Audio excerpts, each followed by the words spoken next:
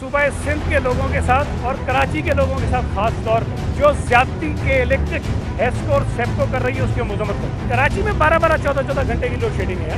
एक आप बिजली नहीं दे रहे, दूसरा आपने बिजली महंगी कर दी है। इतने पैसे इनके इलेक्शन के अखराजात में एक शख्स ने दिए, उस आदमी की के इलेक्ट्रिक है। के इलेक्ट्रिक को दोबारा से हुकूमत को टेक ओवर कर लेना चाहिए। सूबे सिंध के लोगों के साथ और कराची के लोगों के साथ खास तौर पे जो ज्यादती के इलेक्ट्रिक हेस्को और सेप्को कर रही है उसकी हम मजम्मत करते हैं। आरिफ नकवी कर रहा है। इसमें देखें, कोरोना के माहौल में जब हर वो शख्स जिसको पॉजिटिव हो जाता है कोरोना, तो उसको पहली ताकीद क्या की जाती है कि आप अपने आप को आइसोलेट कर लो और आप घर में बंद हो जाओ, कमरे में बंद हो जाओ।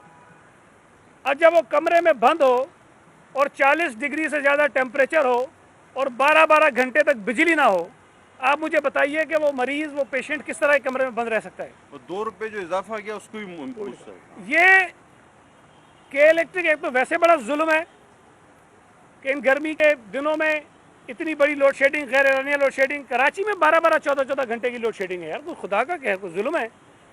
और फिर उस पर कराची के शहरियों पर दूसरी मुसीबत कि कराची में जो बिजली पैदा करने वाला इदारा है के इलेक्ट्रिक, उसको बिजली महंगी करने की इजाज़त दी गई है। एक आप बिजली नहीं दे रहे, दूसरा आपने बिजली महंगी कर दी है।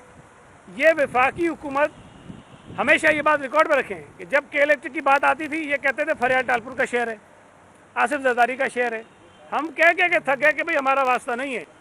वो रेहाम खान ने किताब लिखी तो उसने कहा कि इनके इलेक्शन के अखराजात जितने भी हुए थे उसका 2/3 67% जो खर्चा था इलेक्शन का, वो आरिफ नकवी साहब ने उठाया था, दोनों इलेक्शन का।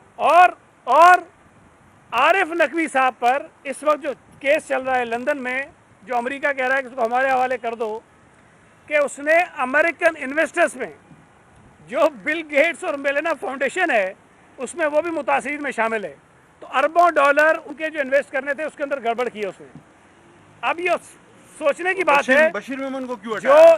जो इतने पैसे इनके इलेक्शन के अखराजात में एक शख्स ने दिए, उसने अगर कहीं कोई गड़बड़ की है, और ये भी बात रिकॉर्ड की है कि जब बरतानिया में उसको पकड़ा तो उसमें लिखवाते हैं कोई रेफरेंस का नंबर कि आपका रेफरेंस बताओ, नंबर बताओ, तो कहते हैं जी उसने इमरान खान का नाम लिखा और इमरान खान का नंबर लिखा कि ही इज़ माई रेफरेंस। तो इतने यकीन के साथ एक आदमी जिसने अरबों डॉलर का कोई गड़बड़ की हुई है, कोई इन्वेस्टर्स के पैसे मिसयूज़ किए हुए हैं जो पीटीआई के इलेक्शन के अखराजात पे लगाए हुए हैं, उस आदमी की के इलेक्ट्रिक है। तो जाहिर है कि जब बिलियंस ऑफ डॉलर्स पीटीआई के इलेक्शन कैंपेन पे खर्चे हुए हों तो वो कैसे उनसे पूछेंगे? नहीं पूछेंगे। मेरा ज़ाती मौक़िफ़ है, ये हुकूमत सिंध का नहीं समझ लेना।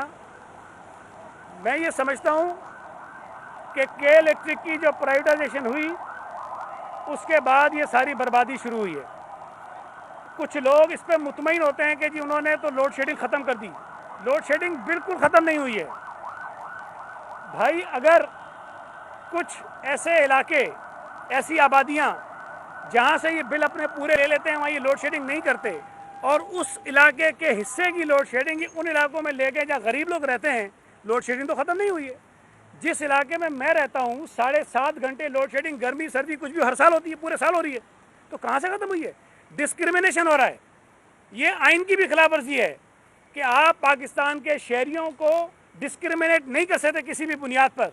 तो के इलेक्ट्रिक अगर एक इलाके में लोड शेडिंग कर रही है 8 घंटे और एक इलाके में नहीं कर रही है, तो ये लोड शेडिंग ख़त्म तो नहीं हुई है। आपने पिक एंड चूज़ किया हुआ है। तो अगर कोई गरीब आदमी बेचारा यकमुश्त बिल अदा नहीं कर सकता, वहाँ आपने 8-8 घंटे की लोड शेडिंग की हुई है और वहाँ आज 12-14 घंटे की लोड शेडिंग हो रही है। और लेकिन अगर कोई अमीर इलाके हैं जहाँ लोड शेडिंग आपने कम कर दी है इसलिए कि आपको बिल पूरे मिलते हैं, तो ये परफॉर्मेंस उनकी नहीं है।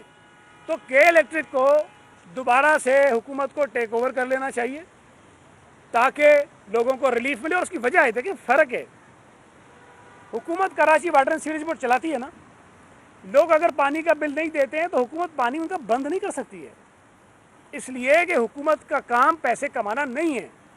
अगर पानी की बुनियाद पर वो पैसे कमाना शुरू कर देंगे तो फिर उसूल तो ये जो बिल नहीं देता उसको पानी मत दो आप। इसी तरह बिजली भी कोई कोई ऐसी सहूलत अब नहीं, ज़रूरत है आपकी, बिजली ज़रूरत है, बिजली के बगैर आपका गुजारा मुमकिन नहीं है। इसलिए बिजली अगर कोई प्राइवेट इदारा फराम करेगा तो उसका मकसद कमाना होता है कि मुझे प्रॉफिट कितना हो रहा है, मुझे नुकसान तो नहीं हो रहा। ऐसी तमाम चीज़ें, ऐसे तमाम इदारे जो लोगों को बुनियादी ज़रूरियात फराम करते हैं वो सरकार के पास होने चाहिए ताकि उसके पीछे मुनाफा कमाने का पहलू ना हो।